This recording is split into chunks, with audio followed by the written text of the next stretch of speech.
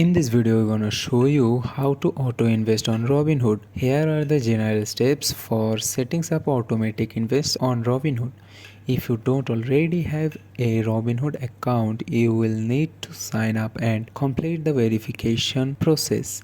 Before you can start investing, you will need to deposit funds into your Robinhood account. You can link your bank account and transfer money to your Robinhood account. Choose the specific stocks or other assets you want to invest in. You can search for the asset you are interested and add it to your portfolio. Open the Robinhood app or log in to your account on the website. Navigate to the asset you want to invest in. Click on the buy or invest button. Choose the amount of money you want to invest at regular intervals, daily, weekly, bi-weekly or monthly. Select the start date and date for your requiring investments. Review and confirm your settings. Once you have set up your requiring investments, keep an eye on your portfolio to make sure it aligns with your financial goals. You can also adjust or cancel your requiring investments at any time. So that's how you can auto invest on Robinhood.